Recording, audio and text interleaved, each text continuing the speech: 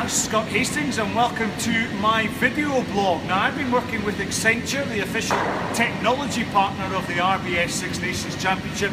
As you can see here, I'm in the Edinburgh Curling Club. Now each stone that I've got here represents the nations, obviously in the Six Nations. And rather like the Six Nations, the closest stone to the house, centre of the rink here, will win the game and will win the Six Nations. So, first up, this weekend, Scotland versus Italy. Now Scotland, their success under Vern Cotter has been quite superb. However, they've lost their two opening games. So it's now up to Scotland to see if their attacking flair can get them over the edge. Now for me, Scotland have been playing a great brand of rugby. They've carried the ball 799 metres in all the games so far. So that attacking flair has to come to the course. Italy, on the other hand, their defence has been very good, 89% tackle completion. In actual fact, that's as good as Scotland in terms of the tackle. So the defence is very good. Now Italy have only scored more than 2 tries on 2 occasions since 2006.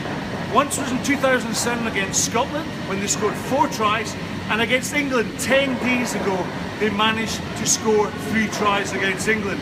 So Italy come to Murrayfield and they fully expect a good performance. And Luca Moresi and Andrea Massi, they have 2 attacking centres, so Mark Bennett and Alex Dunbar have to be up to the mark to counter that. Italy have lost Martin Castrogiovanni, but also if you look at their lineouts, they've lost 7 lineouts as well. But Italy, through Sergio Parisi, have got some real skill. But if you look at the head-to-heads of the fullback, the 2 outstanding players for both the Azzurri and the Italians are Luke McLean and Stuart Hogg. Stuart Hogg has carried the ball more than any other player in this championship. 160 metres on average he carries the ball. He scored a try against Wales, so can he get the title and get Scotland off their victory? Well, I'm going to throw the rings up. First of all, it's going to be Italy.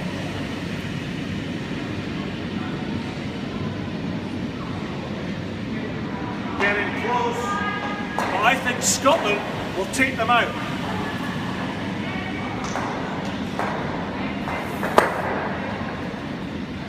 A Scotland win on Saturday. That's my forecast. Next up, we've got Wales versus France. Now France have won 30 games out of 39 at Paris. But Wales, interestingly enough, have won 3 times in Paris, so they'll take a lot of confidence within that. Line-out success for France is going really well, 90%. In the scrums, it's 88%. But that's been the Achilles heel of this Welsh team, because if you delve down into the stats with Accenture, Wales have only won 72% of their line-outs, and they've only won 83% of their scrums. So Warren Gatland has made changes to his side. He's brought in Scott Bonnet, hooker, and also Luke Charteris as well. And that's really important because Luke Charteris is a giant of a man in the second row. So Wales will look to combat the French team, who can dominate games.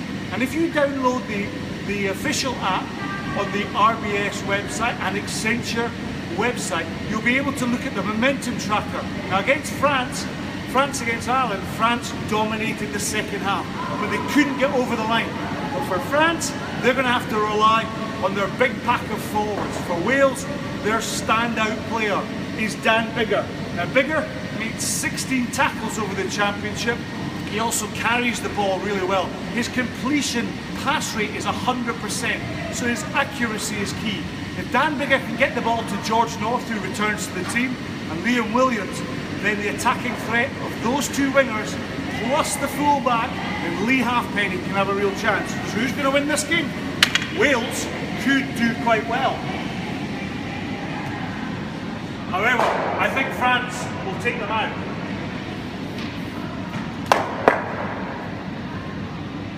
Scotland closest to the house so far. Now, finally, here we go.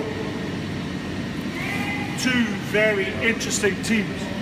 Ireland versus England, the Sunday game in the Aviva in Dublin. Now this is going to be an incredible game because Ireland are playing a tighter game, whereas England, Their attack strategy has been superb in this Six Nations. Now, if England are going to win this game, they're going to have to counteract Ireland, because Ireland have carried the ball on 4 occasions on 20 plus phases of possession. So they retain ball, they put teams under pressure. They've also have 100% kicking accuracy, 12 kicks of conversion and penalties out of 12. Ireland are a very, very well-drilled team. So how do England combat this?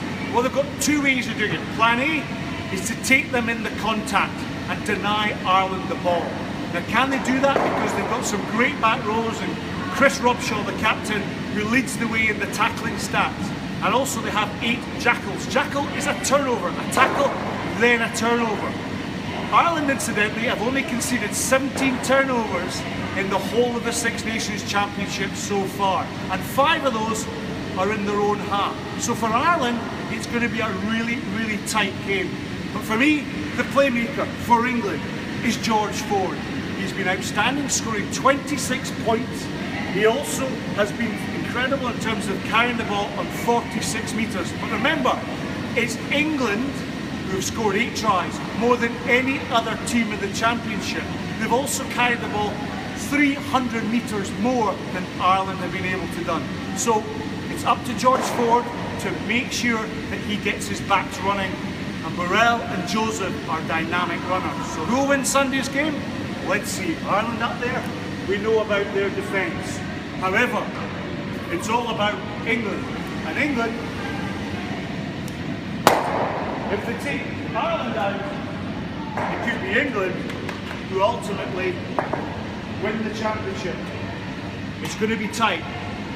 I'm Scott Hastings. I hope you enjoyed my Accenture blog. This is the game of curling and the sport of curling. I've enjoyed it. If you want any more action throughout the Six Nations Championship, download the official app or go to Accenture-rugby.com. Happy curling!